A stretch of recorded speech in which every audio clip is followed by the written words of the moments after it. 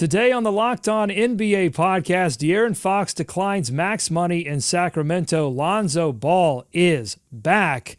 And Zack Edey has folks talking Rookie of the Year after a monster performance in the preseason. That's all ahead on Locked On NBA. Let's get it.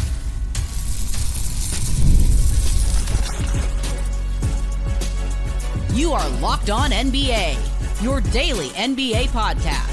Part of the Locked On Podcast Network, your team every day. Welcome to Locked On NBA. Thanks so much for making us your first listen every day. We are part of the Locked On Podcast Network, your team every day. Today's episode is sponsored by Game Time. Download the Game Time app and create an account. Use code LOCKEDONNBA, all one word. Smush it together. Locked On NBA for $20 off your first purchase. I'm Doug Branson, host of the Locked On Hornets podcast and your shot clock Sherpa as we whip around the Locked On Podcast Network of NBA podcasts, breaking down the biggest NBA stories from our local experts. I'm joined today by two of Locked On's premier national NBA experts from the Locked On Nuggets podcast and the Action Network, Matt Moore. Matt, what did you see in the association last night? I watched Wizards Nets because I'm a sicko. We'll talk about Ben Simmons a little bit later, but I don't know, man, what it is, but I actually kind of like watching the Nets a little bit. Like, they're just fun. I don't know why. I'm addicted to watching that terrible team. Wizards, however, that's going to be rough. I also watched the Bucks, who I like that lineup with Gary Trent Jr. and Taurean Prince in the starting lineup. I actually like their length a lot more. Pretty excited about that. Plus, Klay Thompson rough in the late game, but lots to get to here from preseason. Absolutely, and it's a double order of nuggets in our combo meal. It's Swipa, also from the Locked On Nuggets podcast. Swipa, what did you see in the association last night? Yeah, I saw hopefully Paul George is perfectly fine. I think the 76ers have their best chance to win a ring, maybe since the Jimmy Butler season, at least to get out of the second round. I guess let me clarify my comment, but hopefully he's all right. Can't wait to see the 76ers play this year, so I think they got a great thing going. Yeah, we're going to talk about PG coming up. A lot happened in the NBA last night. Zack Edey looked like a world beater off the bench for Memphis. The Sixers, as you just mentioned, now dealing with another injury to a star player, and Ben Simmons actually shot the basketball for the Brooklyn Nets. That's the news. Yay!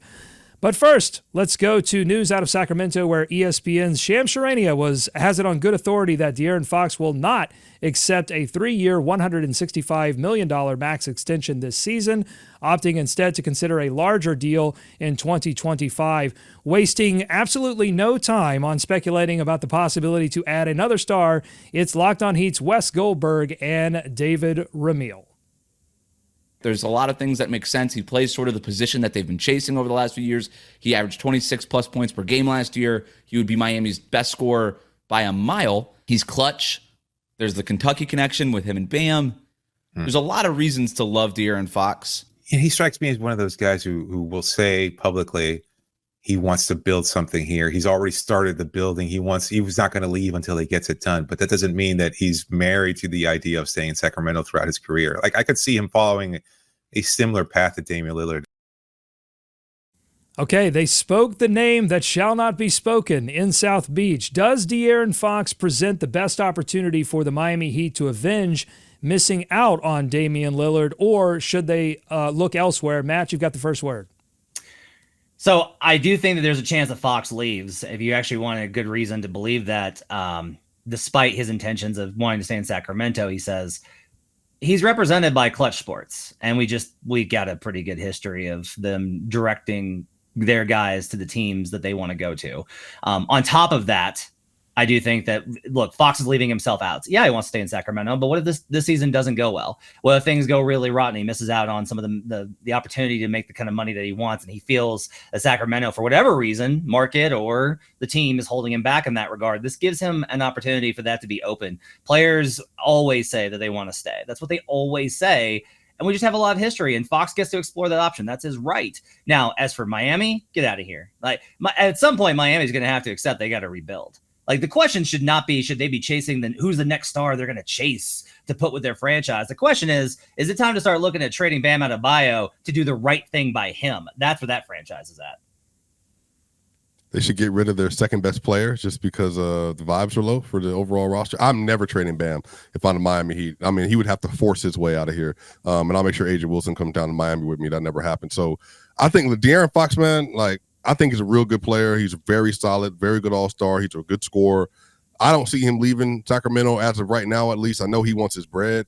But, you know, he's looking for an all-NBA season. I think that's why you decline a 3-year, 165 deal. Like $55 a year, that's great in today's NBA. But I know if I get an all-NBA level season, I'm making $300+ million. So for me, this is more about money. Now, I think he will be great in Miami. Sure. I mean, ostensibly him and Jimmy Butler and Bam Adebayo, that sounds like a great trio. They can get off that Tyler Hero contract they've been trying to force feed on somebody for several years now. But ultimately, I don't see a deal getting done with them at all. At this point, I don't see a reason Sacramento will let them go for that. So if De'Aaron Fox does have an all-NBA season and maximizes that contract value, I guess I have two questions here, Matt. One, would that mean success for the Sacramento Kings necessarily, or would more things have to fall into place for them to be successful? And would that all-NBA max extension pretty much guarantee that he stays in Sacramento? I mean, we've seen a history of that, so Swipa's right on that regard, that when guys are presented with that opportunity, they've taken it. Now, franchises are pretty cautious about giving it out. Like, that's the other thing here is, like, if Fox makes an all-NBA team, do they absolutely go back in on him? Because there's been a lot of reluctance to take those kind of deals because it's prohibitive. I think Fox is that level player because I think he's their best player. I don't think that Domantas Sabonis is in his tier. I think he's a tier below him. And so I think that there's reason to believe that they would be willing to go ahead and offer that. I think for him to be able to make that it's going to take, look, the Kings do have to have a good season, right? Like, the dream scenario is the Kings are the breakout team out of the West. They're the surprise team. Fox makes an all-NBA selection. He's in those kind of conversations. His scoring ticked up last year in a big way, and then kind of a shooting tailed off late. But if he can get that back up, I think there's an opportunity. There's all these kind of ways that this can work out well. I'm just always going to caution, like, yeah, let's wait till we see it, the actual name on paper before we bank on anything with how much players have moved around over the last decade. Yeah. I don't know. I think Sabonis is still arguably their best, at least in the regular season, they're the best floor raiser. De'Aaron Fox, obviously, in the half-court setting, the shot making, the play making, and all that.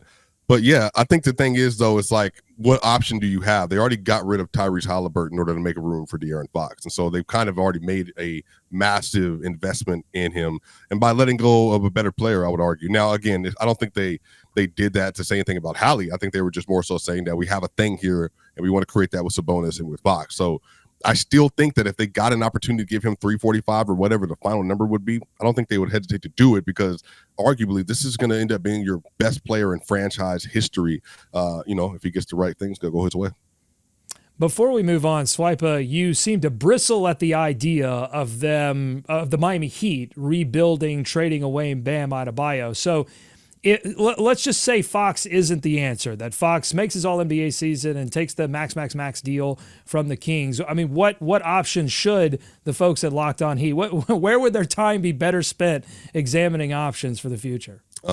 Finding the best three-point lineups possible around Jimmy Butler and Bam Adebayo, probably. Jimmy's gone, man. Last year of his deal, he's going to be 38. What are we talking about?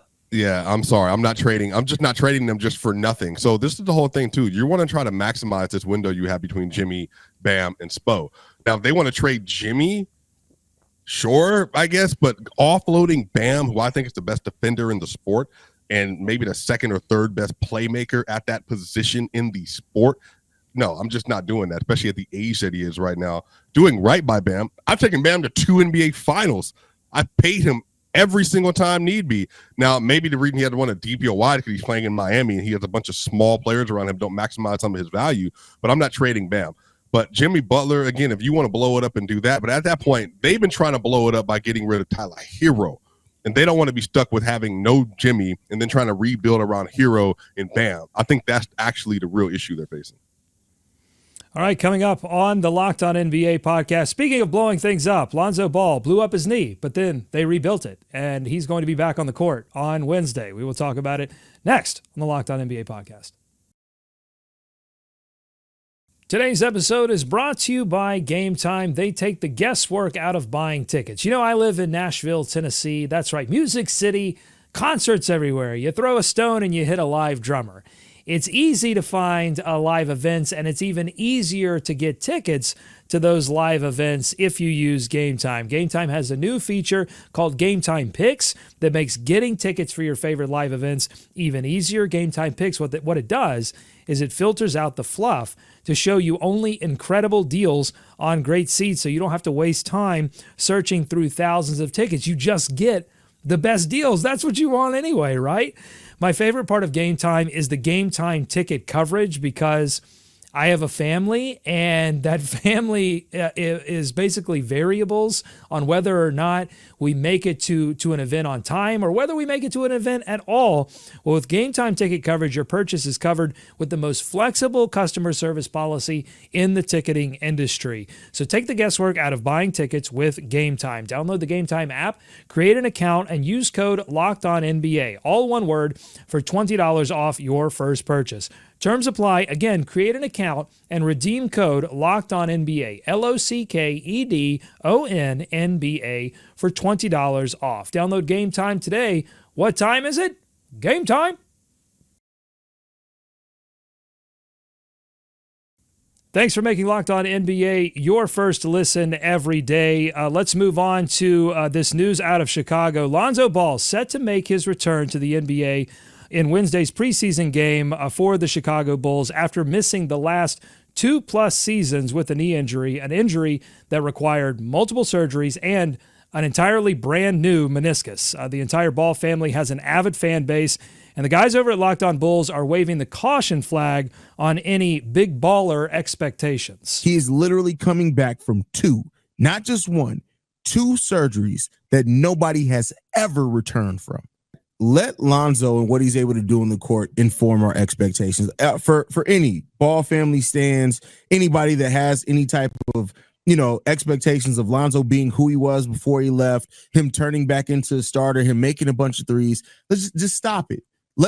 He is doing something that's unprecedented, and just this journey to get back to playing basketball is a victory in of itself. I don't got no expectation for Lonzo Ball, bro. Like none. Whatever he gives you is a plus at this point. There's nothing that Lonzo Ball can do, good or bad, to change my opinion about him unless he goes out there and has an all-star year. If he has an all-star year, then I'm like, oh my God, I was wrong about Lonzo Ball.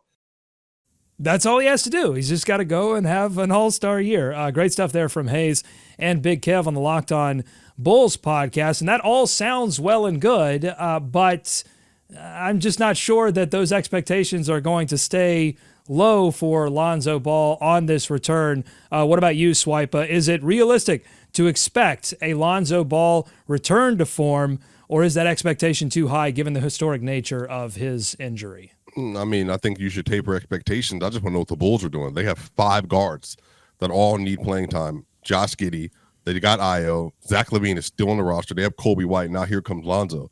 So I think the Bulls are just in disarray. I have no idea what they're doing with their guard rotation right now.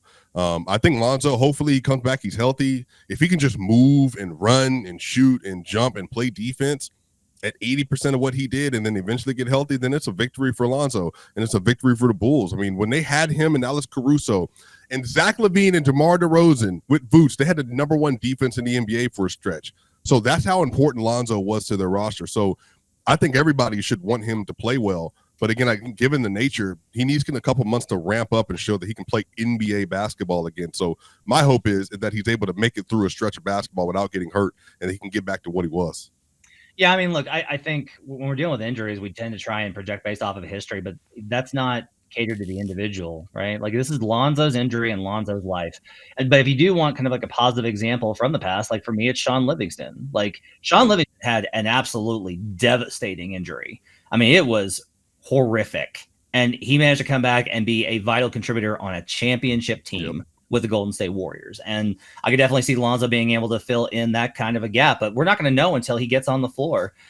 This kind of surgeries that he had were so excessive and it's been so long. The time off the floor is a bigger concern for me, that he's been gone for so long. It's just very hard for guys to get back into. Like you have to have been an NBA rhythm. And I mean, rhythm of playing in the NBA.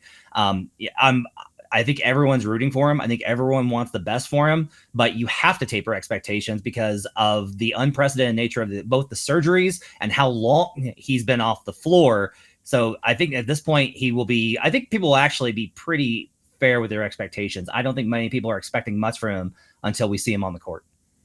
That's a really interesting point by Swipa about the Bulls guard rotation and maybe this idea that whatever expectations you have for Lonzo, you have to like pair that with the idea that the Bulls as an organization may have needed to move on. I mean, he's also praying that they give up on Ayo Dosunmu and trade him. Give up. He's sitting on the bench rotting. That's a starting 2 guard in the league. That's what this is about. Josh Giddey. The other thing I would say is a lot of their roster is like, look, they didn't expect to have Levine around, right? Like they've been trying to move him for 2 years. And so you don't know if Levine's going to be around, and you didn't know if Lonzo was going to be around. And the problem is now it's like, okay, who are your actual 2 best players in terms of basketball skill?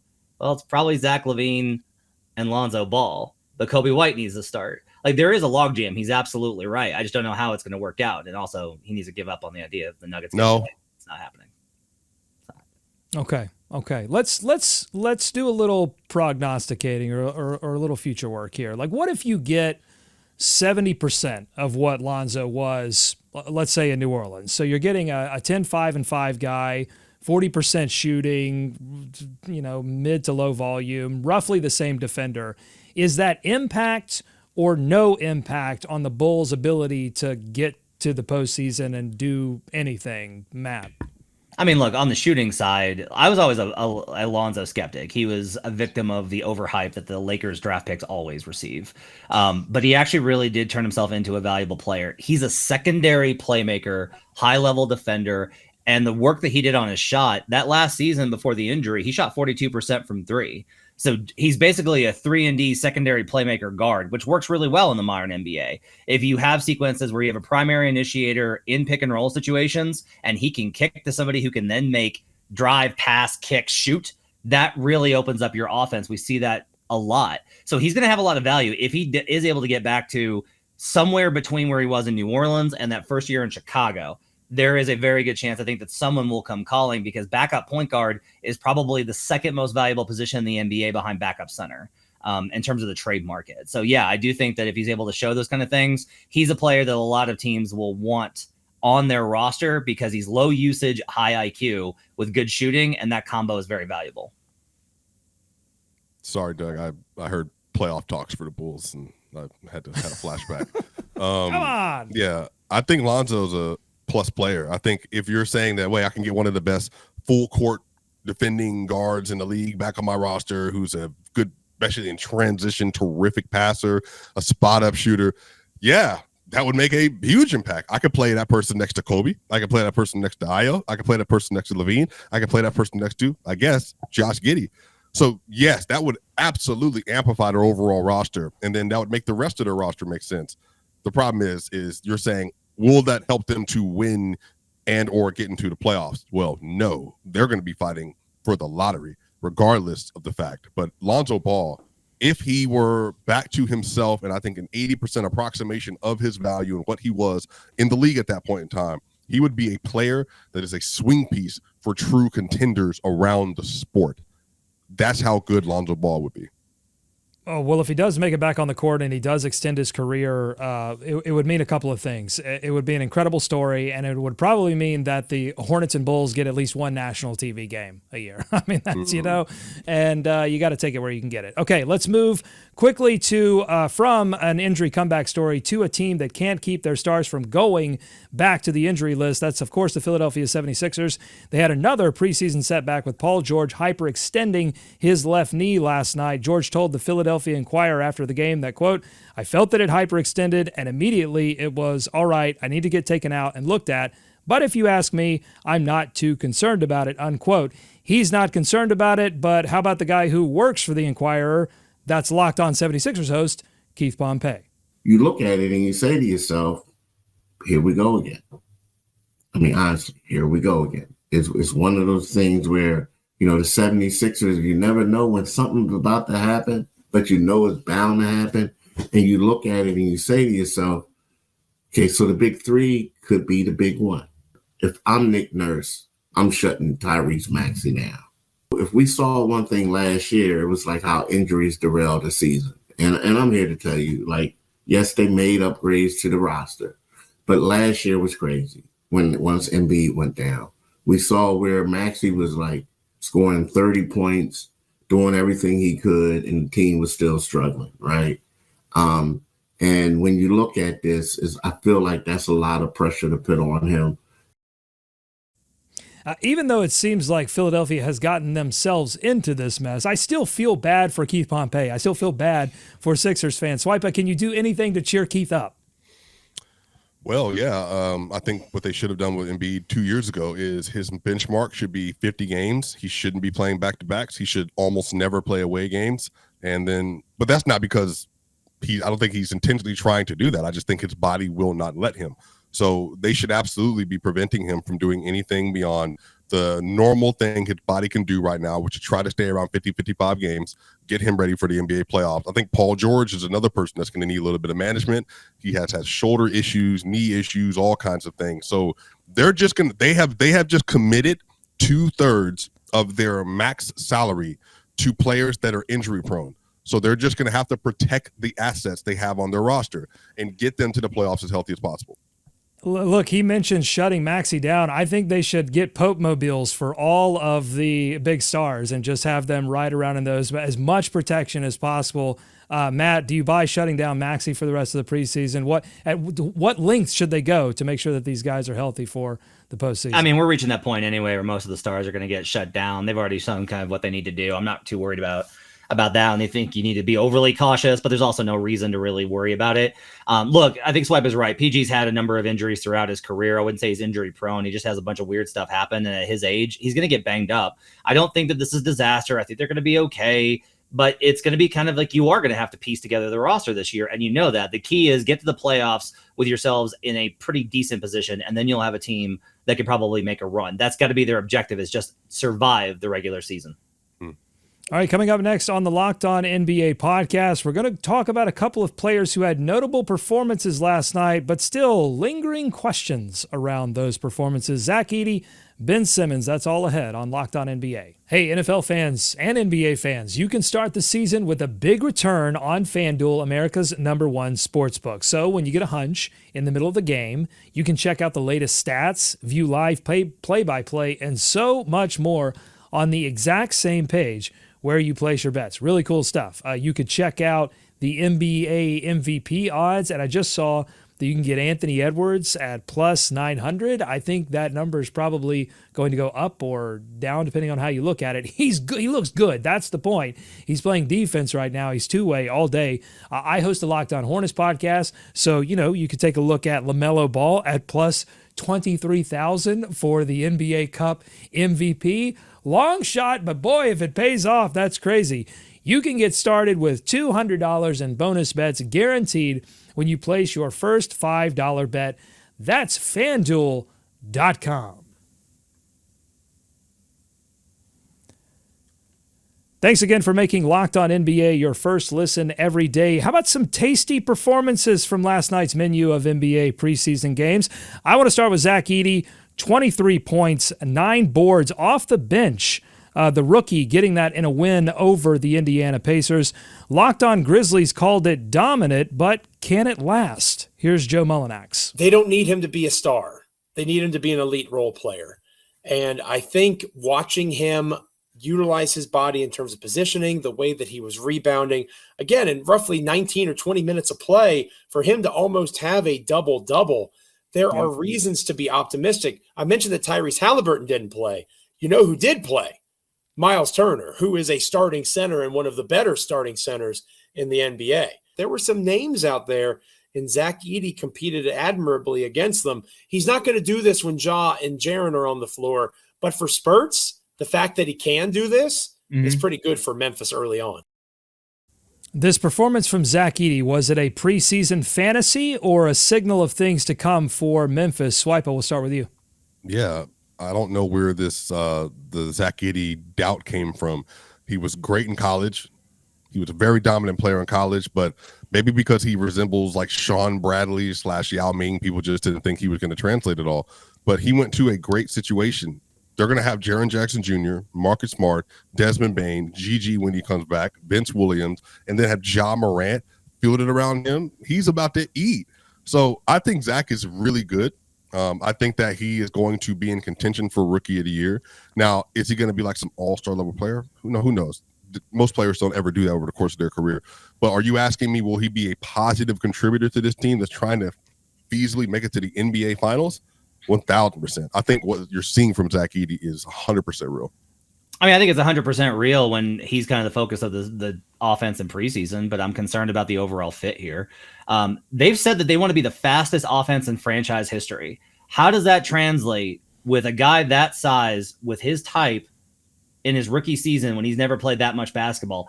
He's going to gas out. Like, that's part of my concern. It's why I was always curious about the pick is you have Ja Morant and Desmond Bane and Jaren Jackson, all these super athletes, and now Zack Edey, who's a tank. Now, look, I've loved what I've seen from him. His post touch is awesome, and there's a lot of value in that, which is, hey, late in the possession in those bench unit minutes, you can give the ball to him, and he's going to get a bucket, and I think he will contribute. But I do kind of wonder if Rookie of the Year is too much to ask for him because, as Swipa said, with all that talent, where's the usage? Are they just going to be like, yeah, we're going to run the offense through Zack Edey? No.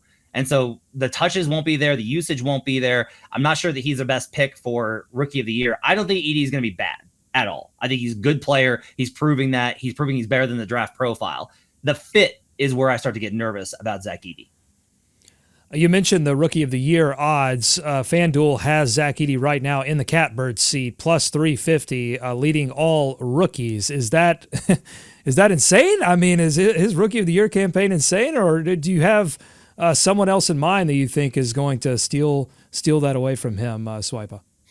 Yeah, I think my pick personally is Reed Sheppard right now. But I also think, to Matt's point, he's going to have a little bit of a volume issue because they're going to have so many guards. They're going to have opportunity in that roster. But just from a pure talent standpoint, I think Reed Sheppard is going to be an absolute dog for the Houston Rockets on both ends of the court, and especially as a shooter.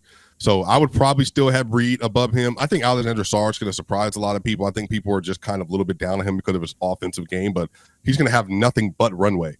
So I think he's going to be another great option. So I would probably have both of those players above Zack Edey right now, but Zack Edey could just have the biggest contribution for a winning basketball team this year.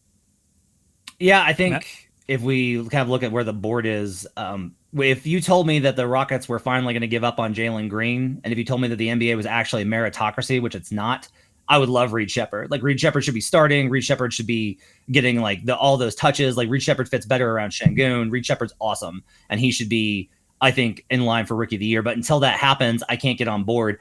I actually think, look, in this draft with so many question marks, Zachary Risacher, the number one pick, he just fits in very well with Atlanta. He's given them very solid minutes. It may be one of those things where none of the other key guys start, and they just don't get the amount of numbers that you need to get. And Risacher's like winds up in the starting unit, 14 points, good rebounds, helps a team that's trying to make it into the playoffs, plays next to a ball-dominant point guard that will at least feed him three-point opportunities. I can see Risacher getting there. A little bit of a sleeper. How about Tejan Salon in Charlotte? A little bit of excitement there. I would very much like to see more from Salon. I'm very intrigued by what we've seen from him in preseason. So Risacher and Salon are the two I think I'm most interested in right now. Salon, I think it's going to be difficult for him to crack that rotation, but his shooting has been excellent. It's been more in the second half of preseason games than the first half of preseason games when he's been up against more sort of traditional bench level talent in the NBA. But we're going to see. We will see. Okay, by the way, Risacher and Sheppard tied at plus 700 right after Zack Edey on the FanDuel Sportsbook odds for Rookie of the Year. And I did want to mention someone that is a fan of Zack Edey is the coach of the team that he was playing against last night. That's Rick Carlisle, who told the Indy Star, history will likely show that where he was chosen in the draft was low. He's going to have impact. He put a will and a physicality into the game that we simply did not match. And this is the same Rick Carlisle who earlier around Media Day mentioned that the NBA rule changes could trend the NBA back towards a more physical game and less a freedom of movement game, which would seem to benefit Zack Edey a little bit, don't you think? Yeah, I mean, look, if we go back to that kind of style, because Swipa was throwing out like Yao Ming and these other comps, I'll go back further. How about Rick Smits? Like Rick Smith, and that's going to be a name that everybody's like, come on, Rick Smith. Rick Smith was really good. He was like the second best player on a team that consistently competed for the Eastern Conference title. He just got destroyed by Shaq, and so people got destroyed by Shaq and Kobe. He just got destroyed, but he was also really good. So like, yeah, we go back to more of that style. Look, this is a big league again. This is a too big league, and anybody that's trying to run small ball is going to find that out very quickly. So I love the combo with him and Jaren. If they can make the fit a little bit more natural, I'm going to be all in on Zack Edey and his chance. Do you think this equips him best for the Western Conference for a playoff run? Having Zack Edey as an optional 5 to play versus, your Nuggets, your Thunder now, your Timberwolves, your Lakers, even your Kings a little bit with Sabonis? I mean, part of this was my take on draft night is that no, because I think it's like you're trying to win now. This team's ready to win now. They're in their primes now. You need to try to go now. I think 2 to 3 years, yeah, sure, but Edey's going to need that seasoning. Okay, let's move to another player a little bit older and has some question marks on his game as well. That is Ben Simmons. Now, the counting stats weren't as gaudy for Ben Simmons last night, but it was his aggression that Locked On Nets host Doug Norrie took notice of. Let's send it over to Doug. He averaged 4.9 shots in 24 minutes a game last year. 4.9 shots in 24 minutes a game. In this game, he took 3 shots in the first 2 possessions. Yes. Right? So he took the first possession, he turned the corner on Bagley and got to the rim and scored. Second possession, he turned the corner again, did not score, took kind of a wild shot, but they got the offensive rebound. They kicked it back out. He got it foul line extended, and he actually took it to the basket again and did score. And so that I thought was really interesting in the sort of aggression category, because we just really hadn't seen it. The only way it works for him this year, the only way is that he does this. I feel like we've been down this road one too many times, but here we are again. And I'll ask you, Matt, is there any room to believe in Ben again? No, I'll say no. And the come on. The reason is it's less about the physical side and it's more about, Doug's point about it being the aggression. That's one of the problems is Ben has all these skills and it's what made him a number 1 overall pick. And he was a very successful player, an all-star caliber player. But when things got tough, it got really hard on him. And he's had injuries on top of that. And I'm very empathetic to those injuries and respectful of that. But there's also been a consistent history of coaches and people in the league just kind of being like, we don't think his head's in the right place. And until he's kind of able to show, especially I think a level of humility of, hey, I know where I've kind of fallen to. I need to get out of that. I've got to do what I need to in order to make the team win. I'm going to be skeptical. Like he's going to have to show me this consistently throughout a season that he has turned a corner in his mental approach to the game before I can buy in. He's got all the skills in the world. He's so talented. Like that's the thing is for all the nonsense about the shooting, he is still does so many things that can help you win, but he's got to have the right approach, Swipa. Yeah. He's had mental health issues reportedly, like in self-report. So for me, it's just, if he's not going to be in a place where he feels like he's healthy enough to play basketball or he feels confident or he feels assured of himself, then I just can't have any expectations for him. But that's not like a bad thing. It's just you got to do what you got to do. I think he has to go through his own process. Ben Simmons went from being an all-NBA player, all-star, rookie 16, 8-8 player to like, man, is this the next Magic type of conversation to, well, he needs to average 5 shots a game per 36 minutes in order to be an effective basketball player. Like, there's not a real basketball conversation to have about him. I think he's a very good passer, very good defender. He's a decent rim protector, but he clearly has things that he has been working through mentally. But if you told me, Matt, that he's able to kind of work through that he feels confident, that he feels like himself again, then sure, then you're getting a tremendous player. But we just haven't seen that player in several seasons. Is the situation in Brooklyn, it seems to me like it's perfect for him if he were going to have a comeback story, because there aren't a ton of expectations. There's a lot of attention on the Knicks right now in New York. I mean, I just feel like if there's going to be a place where he can make it happen, that would be the place. Except that losing situations are hard on players, right? Because they're competitive. It's a low stakes environment, so he can kind of get back to himself without a lot of expectation on him, without a lot of that attention. It's crazy that a team in Brooklyn cannot have a lot of attention on him, but comparatively, it's a lower limelight. I just think that you've lost 7 in a row, and that's exactly what the team wants because of their situation, I think it's going to be tough to get the best out of him night after night. Okay, well, whether it's Edey or Simmons or Lonzo, hope for the best on all of these players as they look to have long and healthier careers in the NBA. If you like what you heard today, subscribe to the Locked On NBA podcast wherever you get podcasts, and that includes YouTube as well, where you can see our bright, shining faces every single day. Thanks for making Locked On NBA your first listen. For your second listen, that's immaculate beard, by the way, but immaculate facial hair all around on this podcast. I'll say that right now. We brought the facial hair strong on this one. Yeah, look at that. Oh, yeah, show it off. All right. For your second listen, find Locked On Fantasy Basketball, become a fantasy basketball expert, and get the edge over your league mates with daily tips from Josh Lloyd. Find Locked On Fantasy Basketball on YouTube or wherever you listen to podcasts. Enjoy tonight's action. Be kind to each other. We'll see you next time on Locked On NBA.